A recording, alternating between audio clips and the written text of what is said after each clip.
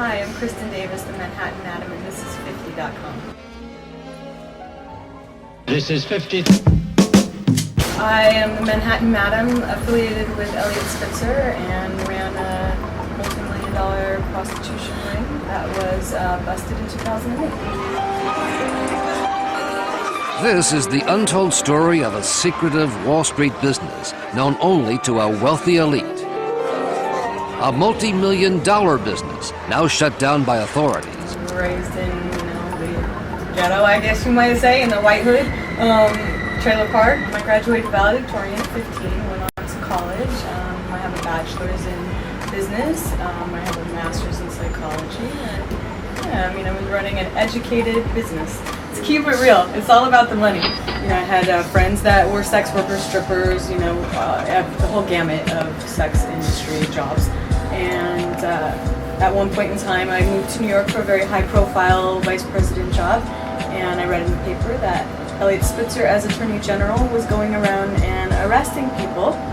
And I saw all the money these guys were making. A pimp is always going to be a pimp. I did it before in California. We're always going to go back to the fast money, to what we know, and that's what I did. But I did it with the intentions of making millions of dollars. 33-year-old Kristin Davis started Davis Investments after being fired from a hedge fund and went on to become a millionaire, an unlikely corporate boss who offered a product with unique investment dividends. But I didn't have any idea how much money there really was in New York. New York is the mecca of money.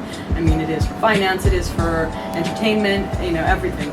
And we started making money. I branched out. We had locations in Philly, Boston, DC, LA, and at one point in time I had 150 girls. We had an offshore call center I set up in Uruguay. We were well run and making millions of dollars. It's a point to make money. Police arrested Davis and raided her escort service conglomerate. But when she sought to negotiate a plea deal, she says the Manhattan District Attorney had no interest in pursuing her list of Wall Street's rich and powerful.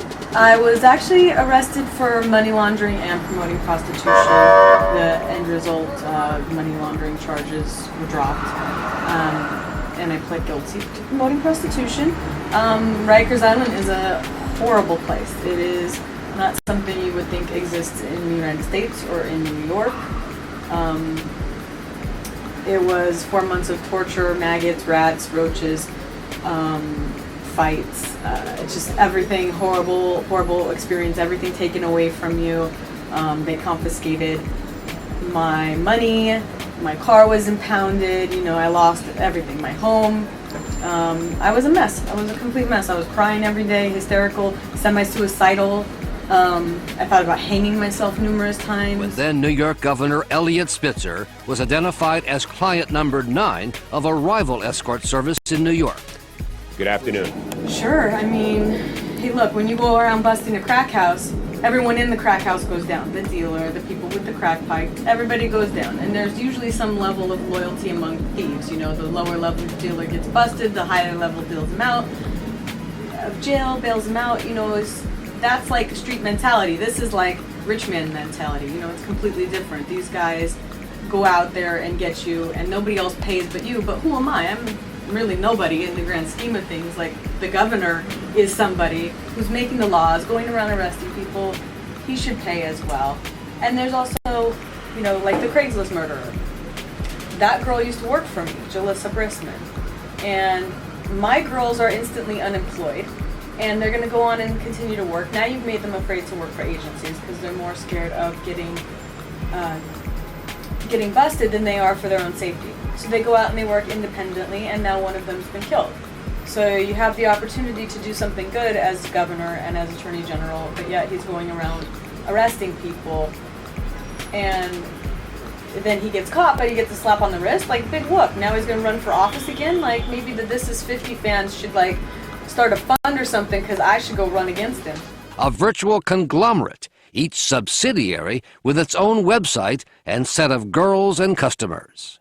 Wicked Models, advertised as an upscale agency featuring women who could speak 2 languages and had bachelor's degrees. I think it's just having a very strong marketing plan. I went into this with a business plan. I went into this organized and a lot of good customer service. I would send out text blasts to 10,000 clients once a week and just say, hey, here's a new girl, come look at the site, I'll give you a discount, $200 off, you book today.